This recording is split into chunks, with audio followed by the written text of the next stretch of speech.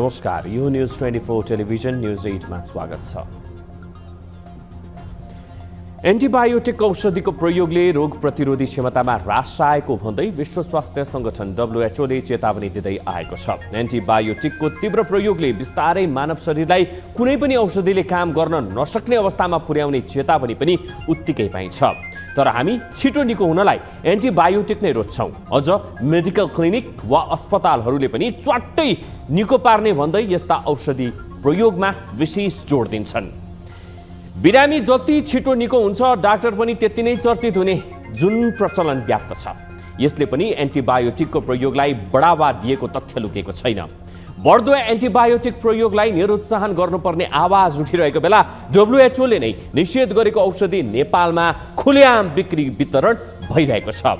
सरकारले 103 प्रकारका एन्टिबायोटिक औषधिको प्रयोगलाई निषेध गरेको छ।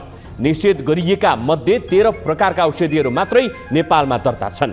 बाँकी औषधिहरू उपचारमा प्रभावकारी नदेखिएको सूचीमा रहेकोले WHO को प्रतिवेदनका आधारमा प्रतिबन्ध गरिएको हो। दर्ता भएका औषधिहरू पनि विस्थापित गर्ने सरकारी तयारी छ। सरकारले ती औषधिहरूको सम्मिश्रण, उत्पादन र आयातमा पनि प्रतिबन्ध लगाएको छ। अब मौजदातमा रहेका त्यस्ता औषधिहरूको व्यवस्थापन तथा बिक्री गर्न 6 महिनाको समय दिएको छ। अर्थात् हाल बजारमा उपलब्ध वा उत्पादनको चरणमा रहेका ती औषधि बढीमा 6 महिनासम्म मात्रै बजारमा उपलब्ध रहने र त्यसपछि त्यस्ता औषधि बजारबाट फिर्ता भई दर्ता समेत रद्द हुनेछ। WHO ले नै प्रयोग गर्न नमिल्ने 103 प्रकारका एन्टिबायोटिकको सूची सन् 2021 मै सार्वजनिक गरिसकेको थियो। तर ती मध्ये 13 प्रकारका एन्टिबायोटिक 2 वर्षसम्म निर्बाध उत्पादन र बिक्री भइरहे। धेरै मुलुकले प्रतिबन्ध लगाइसकेका औषधि नेपालमा खुलेआम बिक्री भए पनि सरकारले यसमा अनदेखा किन गर्यो? प्रश्न र आशंका भने उब्जिएको छ। WHO को चेतावनीलाई सरकारले गरेको अटेरीले जनस्वास्थ्यमाथि भइरहेको खेलबाड र राज्यको उत्तरदायित्व माथि समेत यक्ष प्रश्न खडा भएको छ। सरकारले नागरिकप्रतिको जिम्मेवारी वहन गरोस्, स्वास्थ्य मौलिक हक पनि हो भन्ने विषय पनि ध्यानमा राखोस्। अब न्यूज 8 का हेडलाइन्स। संविधान निर्माणमा सुभाषको भूमिकाबारे चर्चा, दलीय समझदारी जुट्न नसकेको सिटौलाको भनाई, संविधान जारी गर्दा चर्को दबाब खेपेको ओलीको दाबी। जसले संविधान निर्माणको अगुवाई गर्यो सुभाष चित्तवन। सत्ता गठबन्धनमा खटपटको श्रृङ्खला बढ्दो क्रममा प्रचण्ड आफै संशयमा हुँदा देउवाको रहस्यमय मौनता, पूर्व सहमति कायम राख्नुपर्नेमा प्रकाशमानको जोड। दलहरू बीचको चाहिँ जुन समझदारी हो, त्यो समझदारीलाई चाहिँ सबै दलहरूले चाहिँ त्यही समझदारी।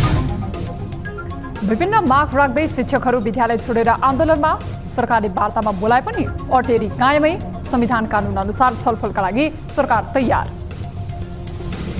सबै कुराहरू हामी छलफलबाट समाधान गर्न तयार छौँ। काठमाडौँमा सार्वजनिक यातायात प्रति सर्वसाधारणको आकर्षण बढाउने प्रयास, पहिलो पटक BRT सिस्टमबाट बस सेवा सञ्चालन हुँदै भौतिक पूर्वाधारको अवस्था भने नाजुक। राम्रोसँग त्यसको प्लान गरेर बनाउनु पर्ने हुन्छ। र भारतीय खुफिया एजेन्सीले क्यानाडामा सिख नेता हरदीपको हत्या गरेको आरोपपछि दुई देशबीच कूटनीतिक तनाव चुल्यो, दुवै देशका कूटनीतिज्ञ परे देश निकालामा।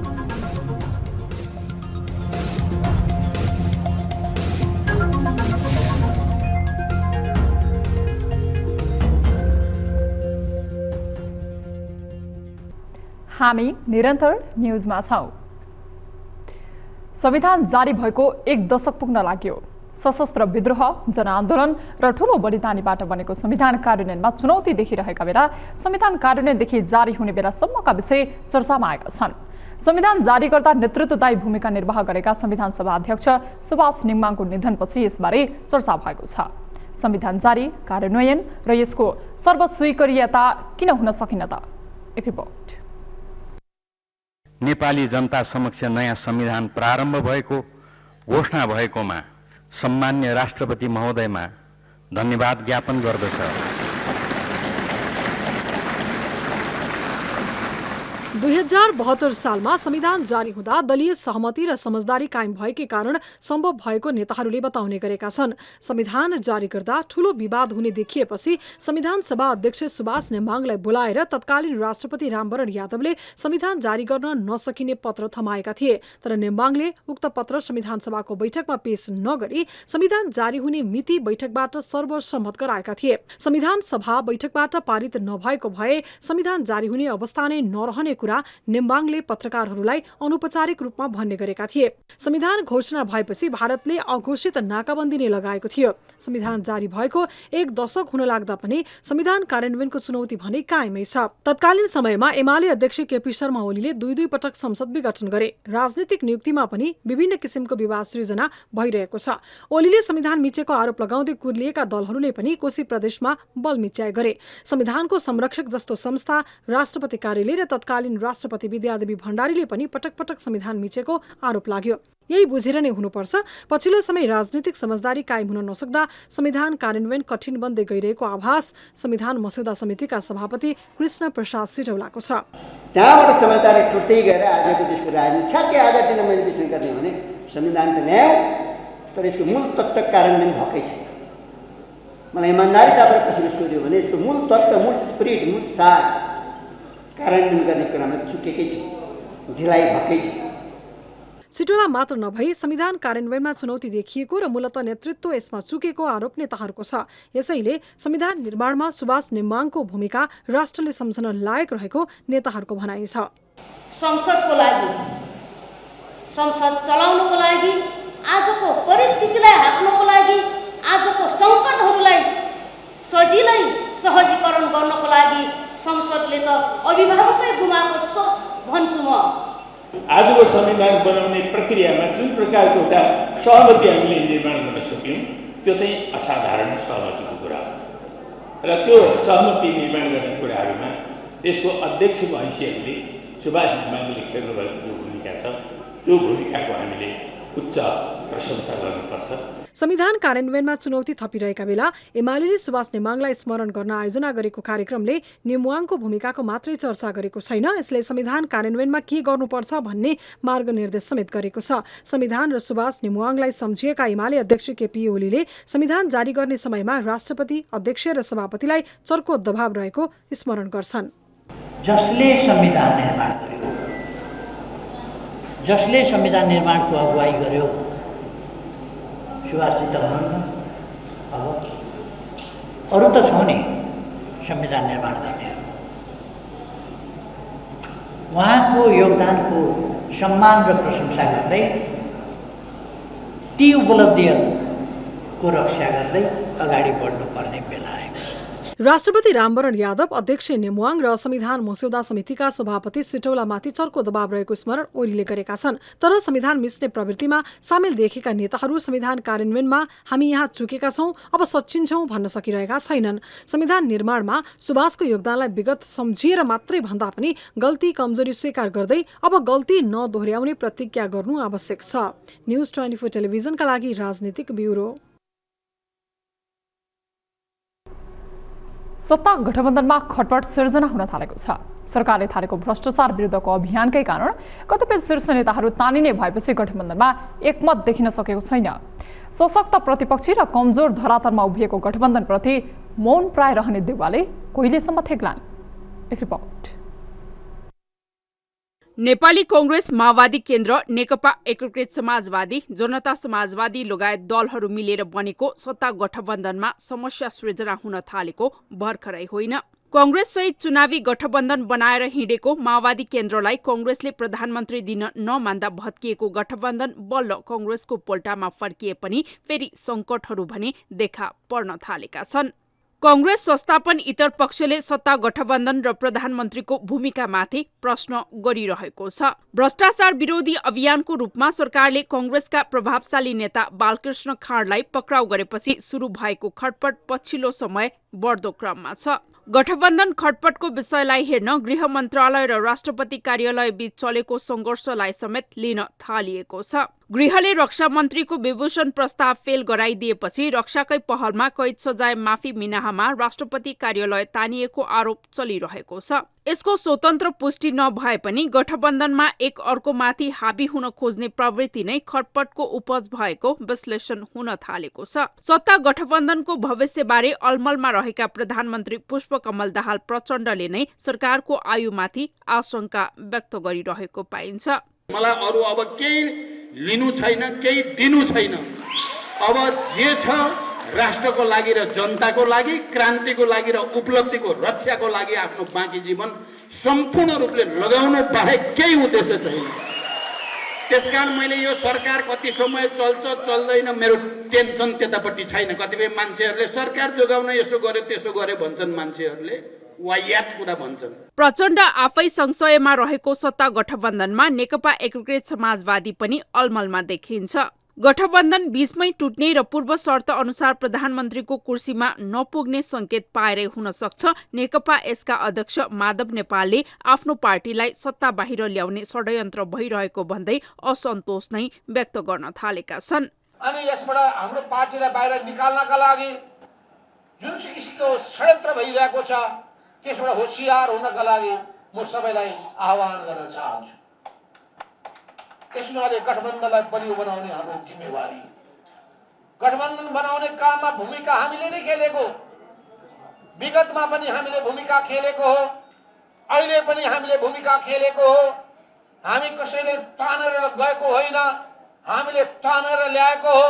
गन्जागोल अवस्थामा रहेको सत्ता गठबन्धन स्थिर हुने अपेक्षा गर्ने वातावरण बन्ने सम्भावना क्षीण बन्दै गएको छ। कांग्रेस संस्थापन इतर पक्षले नै कांग्रेस नेतृत्वको सरकार कहिले हुन्छ भन्दै सरकारको स्थिरतामाथि प्रश्न गरिरहेको छ। पहिलो स्थानीय निर्वाचनमा माओवादीलाई सघाउने जुन निर्णय गर्यो त्यो हाम्रो ठुलो भूल थियो।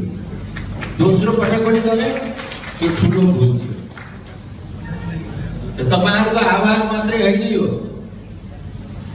सम्पूर्ण नेपाली कांग्रेस का कार्यकर्ताहरू, मेचीदेखि महाकालीसम्मका कार्यकर्ताहरूको एउटै आवाज। सत्ता संकटमा झेलिएको सत्ता गठबन्धनले स्थिरता दिन नसक्ने अनुमान भइरहेका बेला कांग्रेस नेता प्रकाशमान सिंहले भने सत्ता गठबन्धन निर्माणमा भएको सहमति र कांग्रेस केन्द्रीय समिति बैठकको निर्णय बाहिर जान नहुने धारणा राख्दै आएका छन्। सरकार गठन भएर फेरि विघटन भएर फेरि गठन हुँदाखेरि जुन दलहरू बीचको चाहिँ जुन समझदारी हो त्यो समझदारीलाई चाहिँ सबै दलहरूले चाहिँ त्यही समझदारीलाई चाहिँ कार्यान्वयन गरेर चाहिँ जानु नै अहिले यो देशको चाहिँ जुन राजनीतिक अस्थिरता छ त्यो अस्थिरतालाई स्थिरतामा परिणत गर्नुको लागि र चाहिँ यो चाहिँ जुन हाम्रो चाहिँ समाजमा रहेका यो चाहिँ जुन भनौँ कमी कमजोरीहरू र असन्तुष्टिहरूलाई चाहिँ हामीले चाहिँ समेट्नुपर्छ। तत्कालीन एमालेसँगको सत्ता सहकार्यमा केपी ओलीले संसद विघटनलाई सही भनेको भन्दै बिच्किएका प्रचण्ड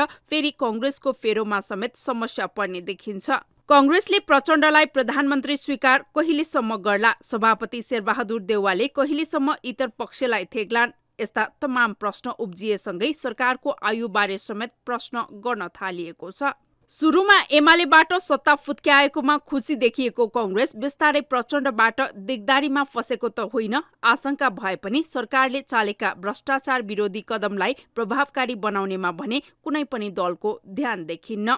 दलीय उदासीनता र सत्ताको आडमा अपराधको उन्मुक्ति खोज्दा जसको सरकार बने पनि स्थिर नहुने डर उत्तिकै व्यापक बन्न थालेको छ। न्यूज 24 टेलिभिजनका लागि राजनीतिक ब्युरो। शिक्षकहरू सरकारले दर्ता गरेको शिक्षा विधेयकका कारण आन्दोलित बन्न पुगेका छन्। विधेयकमा शिक्षकलाई स्थानीय तह अन्तर्गत राख्न लागिएकोदेखि विभिन्न प्रकारका गतिविधिमा संलग्न नहुन र बिदा लिँदा समेत पूर्व स्वीकृति लिनुपर्ने गरी व्यवस्था गरिएपछि शिक्षकहरू आन्दोलनमा छन्। तर आन्दोलनको विषय यतिमै केन्द्रित हो त? एक रिपोर्ट। देशभरका शिक्षकहरू शिक्षा विधेयकले आफ्नो हक अधिकार खोज्न थालेको भन्दै आन्दोलनमा उत्रिएका हुन्। सरकारले वार्ता र संवाद मार्फत समस्या सुल्झाउन आह्वान गरे पनि उनीहरू विधेयक संशोधनको रटान लगाइरहेका छन्। संविधानले नै माध्यमिक तहसम्मको शिक्षा क्षेत्रको जिम्मा स्थानीय तहलाई दिने व्यवस्था गरे पनि शिक्षकहरू यो मान्न तयार देखिन्नन्। आन्दोलन गरिरहेका उनीहरूले शिक्षा विधेयकलाई जलाएर विरोध नै गरिसकेका छन्।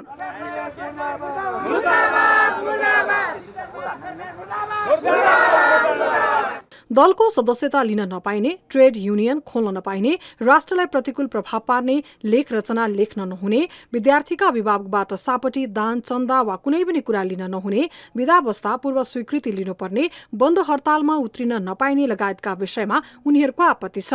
अझ शिक्षा विधेयकले योग्यता समेत माथिल्लो तहमा पुर्याएपछि केहीलाई टाउको दुखाइ बन्न पुगेको छ। 1 देखि 8 कक्षासम्म पढाउनेको हकमा स्नातक र 8 देखि 12 सम्म अध्यापन गराउनेको हकमा स्नातकोत्तर उत्तीर्ण हुनुपर्ने व्यवस्थाले पनि उनीहरू बेच्किन पुगेको कतिपयको तर्क छ। विद्यालय सुधारका लागि भन्दै आएको विधेयकले भोलिको दिनमा आफ्ना बालबालिका विद्यालय पुग्दा त्यसले कस्तो प्रभाव पार्छ भनेर हेर्ने भन्दा पनि तत्कालीन रूपमा कतिसम्मको लचकता पाइएला भन्ने चिन्ताले शिक्षकहरू पिरोलिएको जस्तो देखिन्छ। स्थानीय तहको प्रमुख प्रशासकीय अधिकृतलाई गहन जिम्मेवारी सुम्पिन खोजेको विधेयकको सर्वस्वीकार्यताका लागि सरकारले पहल गर्नुपर्नेमा दुविधा छैन। तर सरकारले बोलाएको वार्ता नै अस्वीकार गर्ने विषयले भने समाधान निस्कँदैन। संविधान कानून विपरीतका बाहेक विषयमा सरकार छलफलका लागि तयार भएको उपप्रधान एवं रक्षा मन्त्री पूर्णबहादुर खड्काले बताए। अहिलेको मुलुकको वर्तमानको अर्थतन्त्र जुन अप्ठ्यारो अवस्थामा छ, ऋणात्मक अवस्थामा छ, अहिलेको अर्थतन्त्रले धान्न नसक्ने माग र मुलुकको संविधानले व्यवस्था गरेको विपरीत हुने माग बाहेक सबै कुराहरू हामी छलफलबाट समाधान गर्न तयार छौँ। हिजो पनि थियौँ, आज पनि छौँ। यो कुरा म प्रश्न पार्न चाहन्छु। यता शिक्षा मन्त्री अशोक राईले समेत वार्ता मार्फत समस्या समाधानका लागि आह्वान गरेका छन्। हाम्रा सरकारवाला खास गरी शिक्षक महासङ्घको तर्फबाट गुनासोहरू समेट्ने प्रयत्न हामीले बडा विनम्रतापूर्वक तत्परताका साथ गरेका छौँ। वार्तामा बस्न अस्वीकार गर्नुभएको छ। मैले औपचारिक रूपमा लिखित रूपमा विज्ञप्ति जारी गरेर उहाँहरूलाई वार्तामा आउन आह्वान गरेको छु। शिक्षकहरूमाथि विधेयकले गरेको अन्यायलाई सरकारले न्यायोचित ढङ्गले समाधान गर्नुपर्ने विषयमा लचक हुनुपर्छ।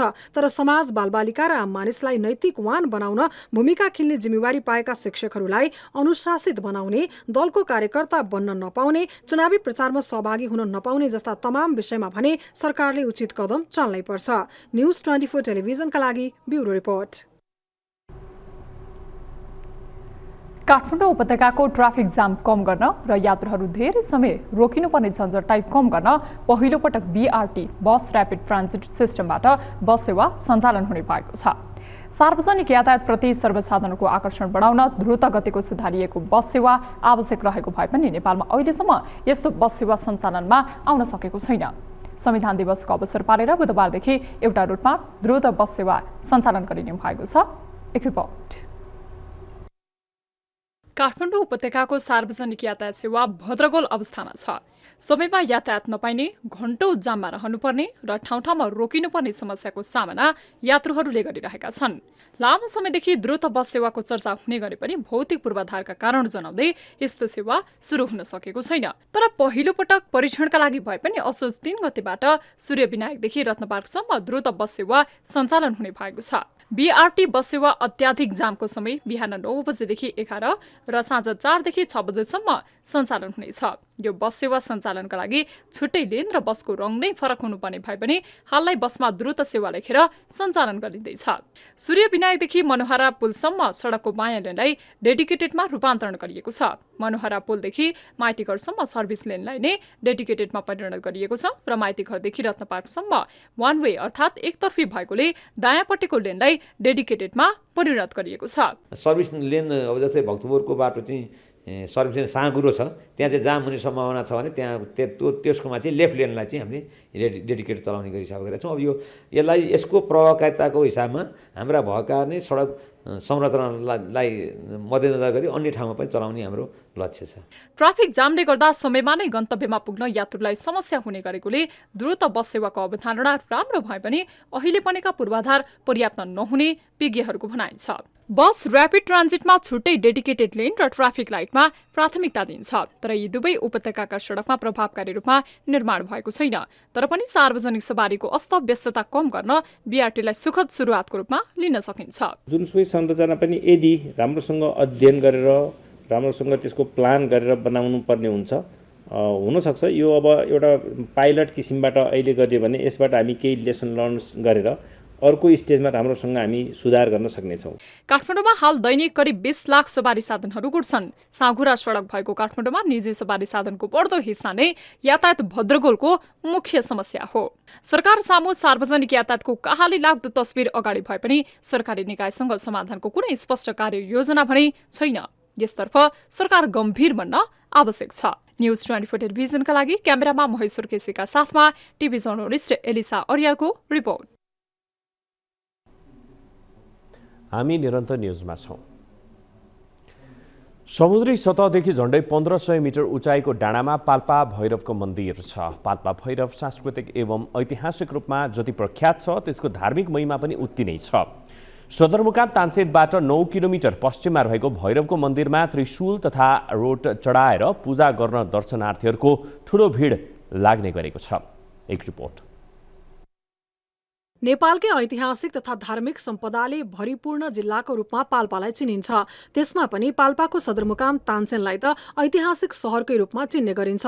तानसेनदेखि उत्तर पश्चिम झण्डै 9 किलोमिटरको दूरीमा प्रख्यात भैरवस्थान मन्दिर छ। रेब्दीकोट गाउँपालिका अन्तर्गत पहाडको उपल्लो भागमा रहेको यो मन्दिरमा स्वदेश तथा विदेशबाट भक्तजनहरू दर्शन गर्न पुग्ने गर्दछन्। ऐतिहासिक धार्मिक तथा पर्यटकीय महत्त्व बोकेको यो मन्दिरमा वर्षेनी लाखौंको हाराहारीमा स्वदेशी तथा विदेशी पर्यटकहरू आउने गरेका छन्।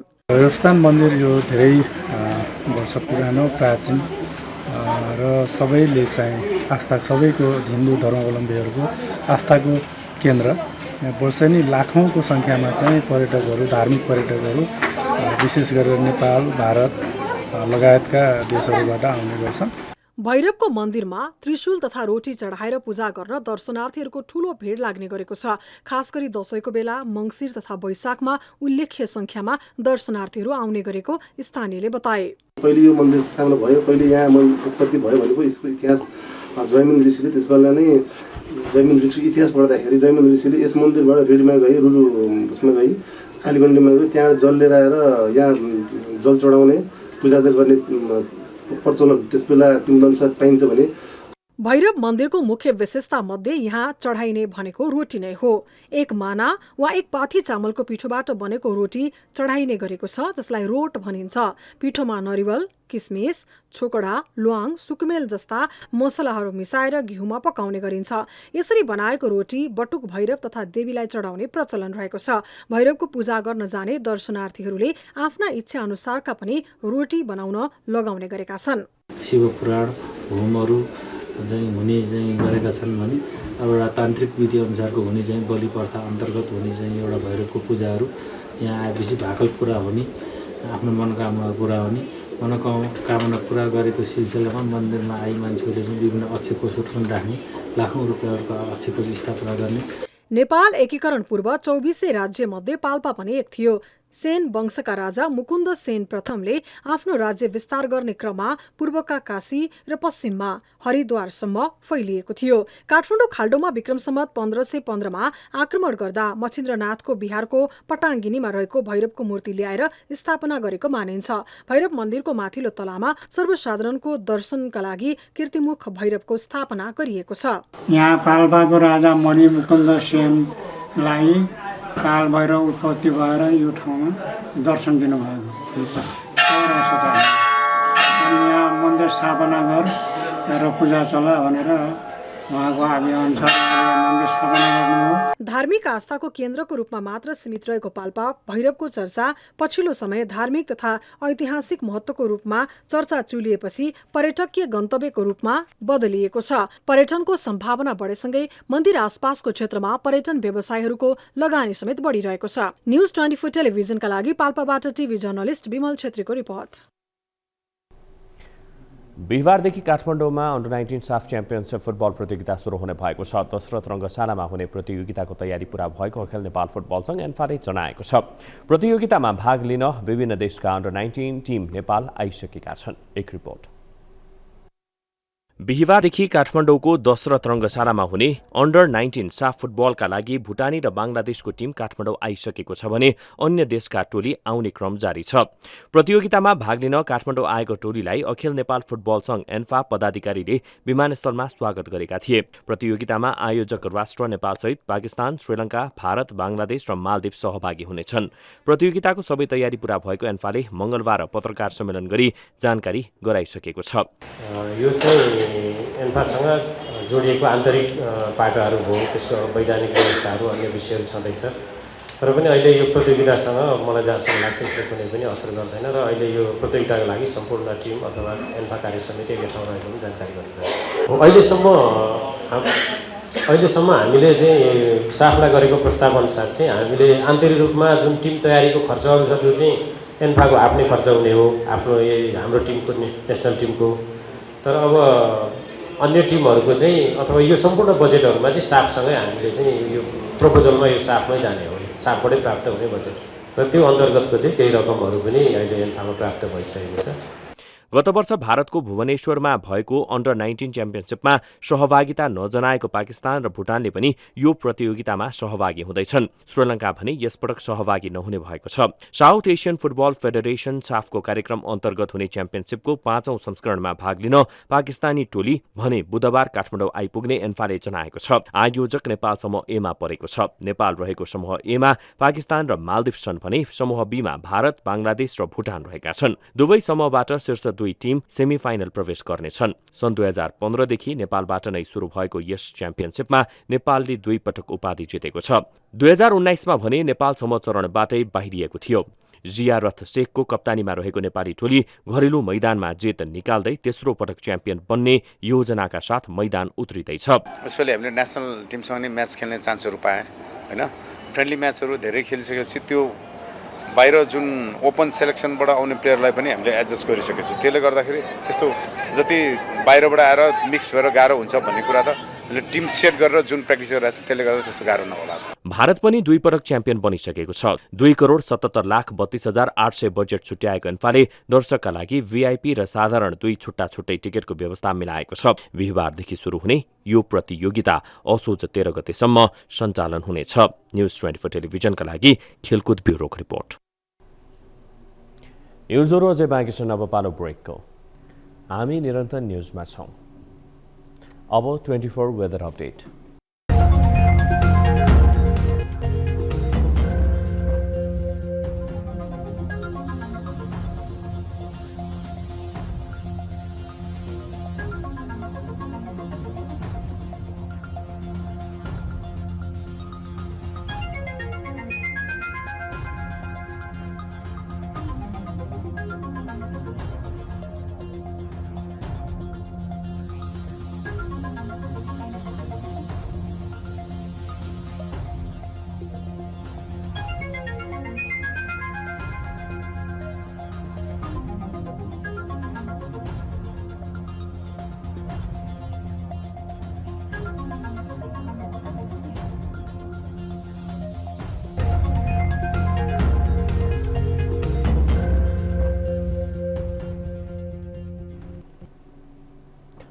अब न्युज 8 को अन्त्यमा पुनः हेडलाइन्स।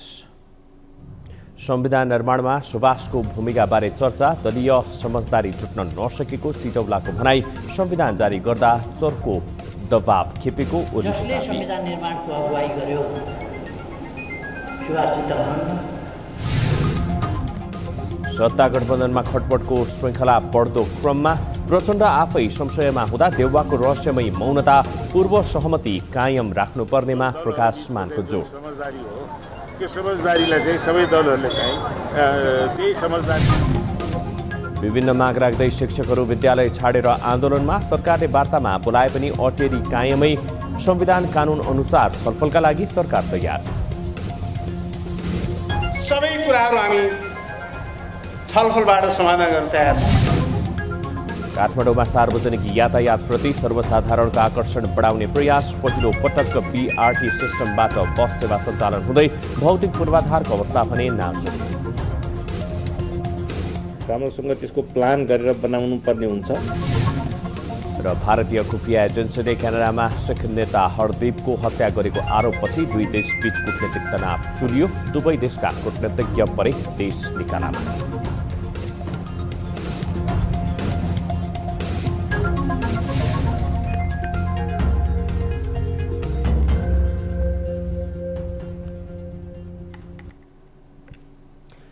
न्युज 8 अहिलेलाई यति नै। जाँदा जाँदै तालेर गालीका लागि हामीले सोधेको प्रश्नको अन्तिम नतिजा, यसपछि प्रसारण हुने कार्यक्रम सीधा कुरा जनतासँगमा हेर्न नभुल्नुहोला। थप न्युजका लागि हाम्रो वेबसाइट www.news24nepal.com हेर्नुहोला। साथै हामीलाई फेसबुक, ट्विटर र युट्युबमा पनि फलो गर्न सक्नुहुनेछ। त्यस्तै मोबाइल, इमेल र भाइबरबाट केही समस्या र गुनासा छन् भने सम्पर्क गर्न सक्नुहुनेछ। अहिलेलाई बिदा दिनुहोस्। हामी निरन्तर न्युजमा छौँ। नमस्ते।